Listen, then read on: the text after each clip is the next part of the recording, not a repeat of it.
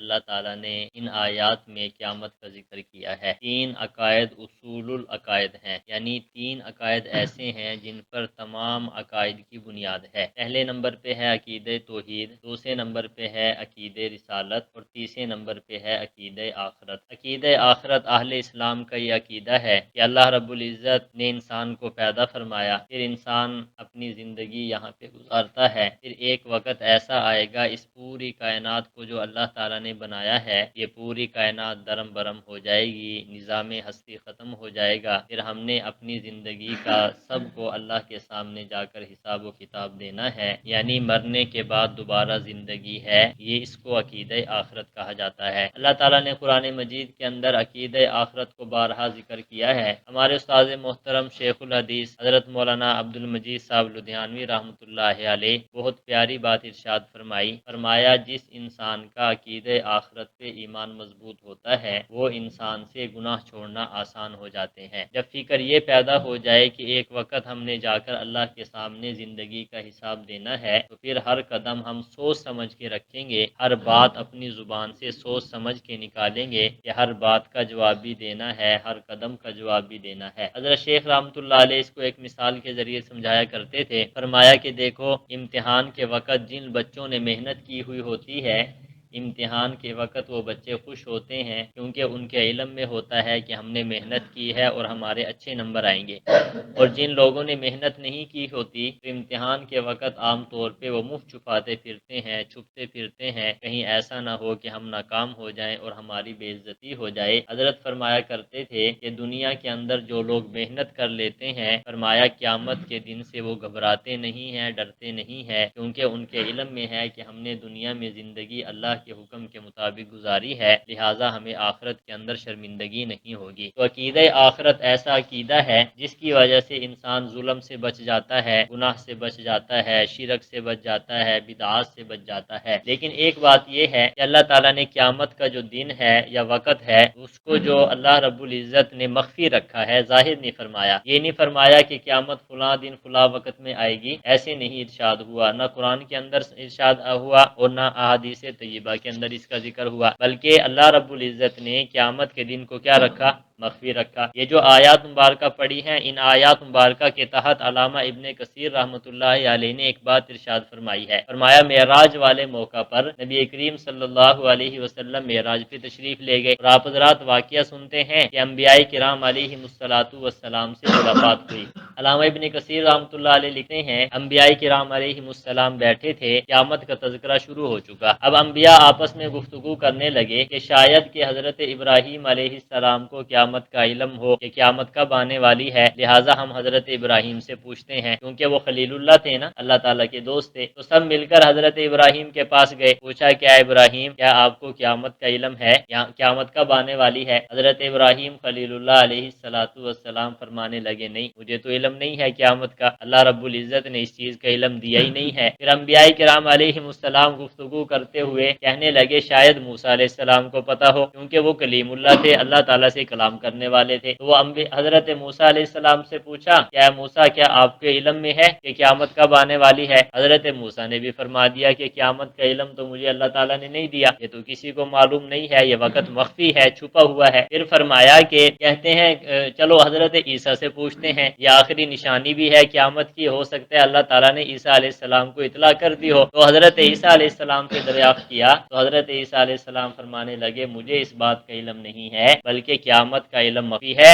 ہاں قرب قیامت کے وقت اللہ مجھے دنیا میں بھیجیں گے، پھر دجال کا قتل ہوگا، پھر لمبی تفسیر حضرت علامہ ابن کثیر رحمۃ اللہ علیہ نے ذکر فرمائی ہے۔ معلوم یہ ہوا کہ قیامت کا ذکر علم جو ہے کسی کے پاس نہیں تھا کہ کب آنے والی ہے، اور جب انسان فوت ہوتا ہے اس کی قیامت اسی وقت شروع ہو جاتی ہے۔ ایک قیامت صغریٰ ہوتی ہے اور ایک قیامت کبریٰ ہوتی ہے۔ قیامت صغریٰ ایک انسان جب فوت ہوتا ہے اس کی قیامت اسی وقت سے کیا ہو گئی بھائی؟ شروع ہو گئی۔ اور فرمایا ایک عالمی عالمی موت ہے، ایک انفرادی موت، ایک عالمی موت۔ انفرادی موت کا مطلب ایک انسان مر گیا، اس کے حالات ختم ہو گئے۔ ایک ہوتی ہے عالمی موت۔ عالمی موت کا مطلب یہ ہے کہ ایک وقت آئے گا پورا نظام درم برم ہو جائے گا، پورا نظام کیا ہو جائے گا؟ درم برم ہو جائے گا۔ اس کو کیا کہا جاتا ہے؟ سور پھونکنا۔ اور قیامت کا آغاز اسی وقت ہوگا کہ جب سور پھونکا جائے گا تو پھر پوری کائنات کا نظام درم برم ہو جائے گا۔ اور احادیث طیبہ کے اندر ایک اور بات آتی ہے، فرمایا نبی کریم صلی اللہ علیہ وسلم نے کہ جب انسان کی روح نکلتی ہے نا تو غرغرہ بج جاتا ہے۔ غرغرہ بجنے سے پہلے جو دعا مانگے اللہ اس کی دعا کو قبول فرماتے ہیں، غرغرہ بج جانے کے بعد دعا کرے گا تو اللہ تعالیٰ قبول نہیں فرمائیں گے، کیونکہ غرغرہ بجنے کے بعد عالم آخرت منکشف ہو جاتے ہیں، اس کو پتہ چل جاتا ہے میں جنتی ہوں یا جہنمی ہوں۔ اور علماء نے یہ بھی ذکر فرمایا ہے کہ جنازے کے بعد یہ جو چہرے دیکھنے کا رواج ہے اس سے بھی منع فرمایا ہے، کیونکہ جب جنازہ ہو جاتا ہے اس وقت تو پھر عالم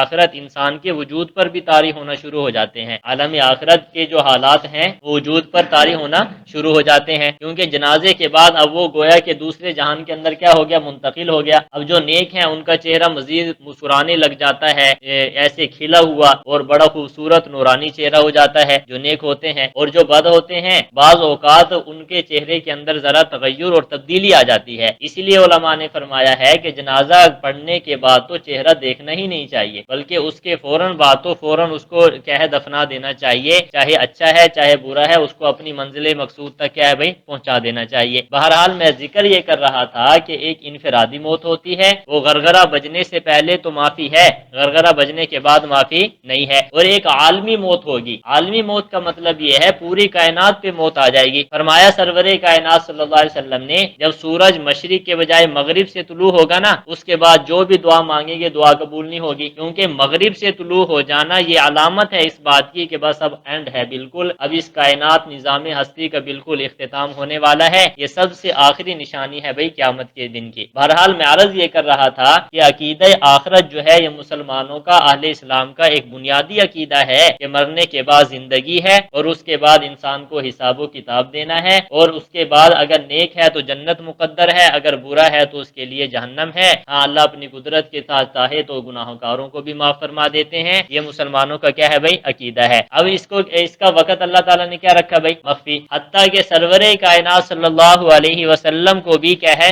اس کا علم نہیں دیا گیا، قیامت کے وقت کا علم نہیں دیا گیا۔ نبی کریم صلی اللہ علیہ وسلم کی وفات سے ایک ماہ قبل، مسلم شریف کی روایت ہے، نبی کریم صلی اللہ علیہ وسلم سے وفات سے ایک ماہ قبل پوچھا گیا کہ اللہ کے نبی قیامت کب آئے گی؟ نبی کریم صلی اللہ علیہ وسلم نے فرمایا غیب لا یعلم الغیب الا اللہ، یہ غیب کی بات ہے اور غیب کو نہیں جانتا مگر کون جانتا ہے بھئی؟ اللہ تعالیٰ۔ یہ ایسی بات ہے جو پوشیدہ غیب کی بات ہے، وہ اس کو صرف اور صرف کون جانتا ہے بھئی؟ اللہ تعالیٰ۔ بہرحال ہر انسان کو ہر وقت تیار رہنا چاہیے، جیسے انسان کی انفرادی موت اچانک آ جاتی ہے، انفرادی موت اچانک آ جاتی ہے، آپ دیکھتے ہیں کسی کے علم میں نہیں ہے کہ ہم نے صبح بیدار ہونا ہے نہیں ہونا، صبح بیدار ہونے کی تو بڑی بات ہے، یہاں سے اٹھنا بھی ہمارے مقدر میں ہے یا نہیں ہے؟ وہ شاعر نے کہا تھا نا کہ ایک آگاہ اپنی موت سے کوئی بشر نہیں، آگاہ کا مطلب کسی کو پتہ نہیں ہے اپنی موت کا، آگاہ اپنی موت سے کوئی بشر نہیں۔ فرمایا سامان 100 برس کا پل کی خبر نہیں، سامان تو 100 برس کا ہے لیکن پل کی خبر بھی نہیں ہے۔ جیسے ہمیں انفرادی طور پہ تیار رہنا چاہیے، اسی طریقے سے قیامت کے لیے بھی ہمیں تیار رہنا چاہیے، یہ اچانک آ جائے گی۔ نبی کریم صلی اللہ علیہ وسلم نے فرمایا کہ ایسا ہوگا ایک آدمی اپنی اونٹنی کا دودھ نکالے گا،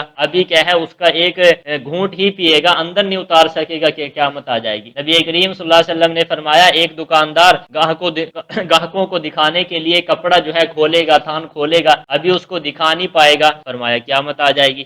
نبی کریم صلی اللہ علیہ وسلم نے اس قسم کی بہت باتیں ارشاد فرمائی ہیں کہ اچانک قیامت کا وقوع ہو جائے گا، پتہ ہی نہیں چلے گا۔ اس لیے ہر انسان کو ہر وقت کیا رہنا چاہیے بھئی؟ تیار رہنا چاہیے، کسی وقت انسان کا بلاوا آ سکتا ہے، لیکن ایمان کی فکر کرنی چاہیے، اللہ سے ایمان کی سلامتی مانگنی چاہیے۔ جب انسان ایمان کے ساتھ چلا جاتا ہے پھر انسان کے مقدر میں انشاءاللہ العزیز کیا ہے بھئی؟ جنت ہے۔ تو اللہ تعالیٰ نے یہاں پہ اسی بات کو ذکر فرمایا ہے، یسألونک عن الساعۃ ایان مرساہا، سوال کرتے ہیں آپ سے قیامت کے متعلق کب ہوگا اس کا وقوع، یا آپ سے قیامت کے بارے میں پوچھتے ہیں کہ قیامت کب آئے گی۔ کون سوال کرتے تھے؟ مشرکین بھی سوال کیا کرتے تھے کہ قیامت کب آئے گی، آپ جو کہتے ہیں کہ قیامت آنے والی ہے، قیامت کب آئے گی؟ تو کیا فرمایا قل انما علمها عند ربی، آپ کہہ دیجئے سوائے اس کے کچھ نہیں، اس کا علم تو میرے رب کے پاس ہے۔ قیامت کا علم کس کے پاس ہے بھئی؟ اللہ تعالیٰ کے پاس ہے۔ آگے فرمایا لا یجلیھا لوقتھا الا ہوا، فرمایا نہیں ظاہر کرے گا اس قیامت کے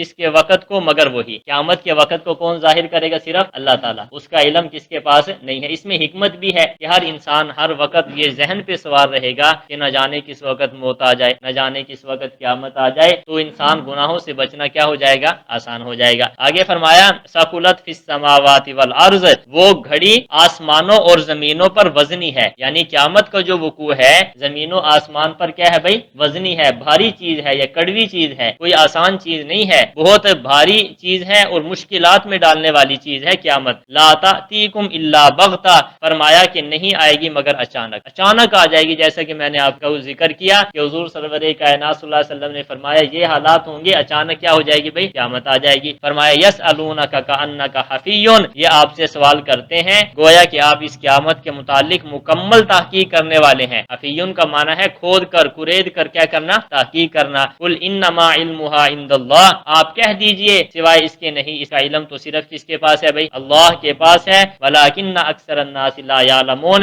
لیکن اکثر لوگ اس بات کو جانتے نہیں ہیں۔ قیامت کا علم صرف اور صرف کس کے پاس ہے بھائی؟ اللہ کے پاس ہے۔ اللہ تعالیٰ نے یہ علم کسی کو نہیں دیا۔ آگے ارشاد فرمایا قل لا املک لنفسی نفعا ولا ضرا الا ما شاء اللہ، نہیں اختیار رکھتا میں اپنے لیے نفع کے حاصل کرنے کا اور نہ نقصان کو دور ہٹانے کا مگر جو اللہ تعالیٰ چاہے۔ ان آیات میں، اس آیت مبارکہ میں اللہ تعالیٰ نے علم غیب کو ذکر فرمایا ہے۔ مسئلہ یہ سمجھ لیں کہ اہل سنت والجماعت کا عقیدہ اور نظریہ یہ ہے کہ اللہ تعالیٰ نے تمام کائنات میں سب سے زیادہ علم کس کو دیا؟ نبی کریم صلی اللہ علیہ وسلم کو۔ بات سمجھ آ گئی ہے؟ سب سے زیادہ علم ہمارے نبی کریم صلی اللہ علیہ وسلم کے پاس ہے اللہ تعالیٰ کے بعد، پوری کائنات سے زیادہ اللہ کے بعد سب سے زیادہ علم کس کے پاس ہے؟ نبی کریم صلی اللہ علیہ وسلم کے پاس۔ لیکن یہ بات یاد رہے کہ اللہ تعالیٰ نے آپ کو علم غیب نہیں عطا فرمایا، بلکہ غیب کی خبریں عطا فرمائی ہے، غیب کا علم نبی کریم صلی اللہ علیہ وسلم کو نہیں دیا۔ یہ واضح آیات کے اندر بھی آیا ہے جیسے ابھی آپ کے سامنے تلاوت کی جائے گی، اور احادیث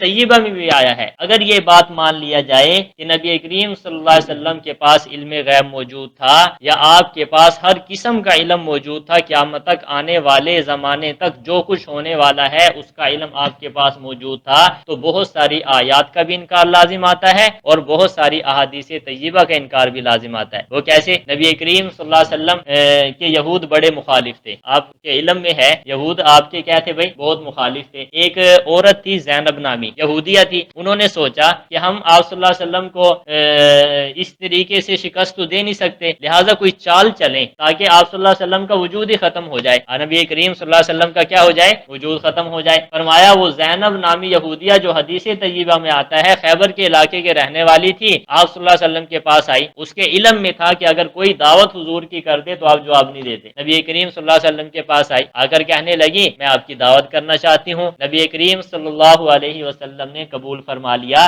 کہنے لگی ان کو بھی ساتھ لے آنا، جو دو چار صحابہ ساتھ بیٹھے تھے نا ان کو بھی ساتھ لانا۔ نبی کریم صلی اللہ علیہ وسلم پہنچ گئے، جب وہاں پہنچے تو اس نے اس کے کھانے کے اندر سخت قسم کا زہر ڈالا ہوا تھا، اور وہ ایسا زہر تھا جو سخت قسم کا تھا، حتیٰ کہ جب انہوں نے کھانا شروع کیا تو ایک صحابی ہیں حضرت بشر بن برہ رضی اللہ تعالیٰ عنہ، انہوں نے وہ لقمہ لگایا اور کھایا تو اسی شہد کی وجہ سے ان کا انتقال ہو گیا، شہید ہو گئے۔ اچھا نبی کریم صلی اللہ علیہ وسلم نے ابھی لعاب پر گوشت وہ لعاب پہ رکھا ہی تھا نا، منہ میں رکھا ہی تھا، تو ایک سنن دارمی کی روایت ہے کہ اس گوشت نے بول کر بتا دیا کہ زہر ملا ہوا ہے۔ نبی کریم صلی اللہ علیہ وسلم کھا نہیں سکے، لیکن لعاب کی وجہ سے جو اندر چلا گیا تھا نا کچھ نہ کچھ، نبی کریم صلی اللہ علیہ وسلم نے فرمایا اپنی وفات کے وقت کہ حضرت امی عائشہ کو کہ میں اس زہر کی تکلیف محسوس کر رہا ہوں جو زہر مجھے اس یہودیہ عورت نے دیا تھا۔ تو اس اعتبار سے نبی کریم صلی اللہ علیہ وسلم کیا ہوئے بھائی؟ شہید بھی ہوئے۔ بات سمجھ آ رہی ہے نا؟ کیونکہ زہر کے ذریعے جو انتقال ہو کسی کا تو شہادت کے رتبے پہ ہوتا ہے۔ بہرحال نبی کریم صلی اللہ علیہ وسلم نے اس کا کیا کیا بھائی؟ اثر محسوس کیا۔ اگر آپ عالم الغیب ہوتے تو نعوذ باللہ آپ نے جان بوجھ کر کھایا۔ بات سمجھ آ رہی ہے نا؟ اسی طریقے سے ایک وفد آیا حضور کے پاس، آ کر کہنے لگا کہ ہم اسلام سیکھنا چاہتے ہیں، ہمارے ساتھ کوئی حفاظ قراء صحابہ اکرام کو بھیج دیا جائے۔ نبی کریم صلی اللہ علیہ وسلم نے 70 صحابہ اکرام کو بھیج دیا، 70 صحابہ اکرام کو بھیج دیا۔ جب بیر معونہ کے قریب وہ پہنچے نا تو ان کے تیور بدل گئے، انہوں نے ان صحابہ اکرام کو شہید کر دیا، انہوں نے ان صحابہ اکرام کو کیا کر دیا؟ نبی کریم صلی اللہ علیہ وسلم نے 1 مہینہ تک کیا کی بھائی؟ دعائے قنوت یعنی قنوت نازلہ صبح کی نماز میں پڑھی، صبح کی نماز میں کیا پڑھی؟ اگر آپ کو اس چیز کا علم ہوتا کیا نبی کریم صلی اللہ علیہ وسلم ان کو بھیجتے؟ کبھی بھی نہ بھیجتے۔ بات سمجھا رہی نا؟ صلح حدیبیہ کا واقعہ تو بڑا مشہور ہے نا کہ آپ صلی اللہ علیہ وسلم عمرے کے لیے تشریف لائے، حدیبیہ کے مقام پہ روک دیا گیا، آپ نے فرمایا کہ اپنے جانوروں کو کیا کر لو بھائی، ذبح کر لو۔ اگر آپ کے علم میں ہوتا تو آپ 1400 صحابہ اکرام یا 1450 صحابہ اکرام کو لے کر حدیبیہ کے مقام پہ کیوں تشریف لاتے؟ بات سمجھ آ رہی ہے؟ میں عرض یہ کر رہا ہوں کہ ہم اہل سنت والجماعت کا عقیدہ و نظریہ یہ ہے، پوری کائنات سے زیادہ علم کس کو ہے بھائی؟ نبی کریم صلی اللہ علیہ وسلم کو، اللہ کے بعد، ٹھیک ہے؟ اور عالم الغیب صرف اور صرف کس کی ذات ہے؟ اللہ تعالیٰ کی ذات ہے۔ اسی چیز کا اللہ تعالیٰ نے یہاں پہ ذکر فرمایا، کل اے پیغمبر اعلان کر دیجئے، لا املک لنفسی نفعا ولا ضرا، نہیں اختیار رکھتا میں اپنے لیے نفع کے حاصل کرنے کا اور نہ نقصان کا، الا ماشاء اللہ، مگر جو اللہ چاہے، جو اللہ چاہتے ہیں ہوتا وہی ہے۔ فرمایا ولو کنت اعلم الغیب، اگر میں غیب کو جانتا، حضور کیا فرما رہے ہیں؟ اگر میں غیب کو جانتا، لستکثرت من الخیر، تو میں خیر کو کثرت سے حاصل کر لیتا، میں نیکی کے کاموں کو کیا کر لیتا؟ کثرت سے حاصل کر لیتا۔ وما مسنی السوء، اور مجھے کوئی تکلیف نہ پہنچتی، اگر مجھے غیب کا علم ہوتا تو مجھے کسی قسم کی تکلیفیں نہ پہنچتی۔ ان انا الا نذیر و بشیر لقوم یؤمنون، نہیں ہوں میں مگر ڈرانے والا اور خوشخبری دینے والا ان لوگوں کو جو یقین لاتے ہیں۔ اللہ رب العزت ہمیں صحیح معنوں میں دین سمجھنے کی توفیق عطا فرمائے، ہمارے درس کو قبول فرمائے۔ وآخر دعوانا الحمدللہ رب العالمین۔ 2 دن کی چھٹی ہے، کل اور پرسوں، پھر انشاءاللہ عقیدہ توحید کو ذکر کریں گے۔ اللہ تعالی ہمیں ہمت کے ساتھ دین پر عمل کرنے کی توفیق عطا فرمائے۔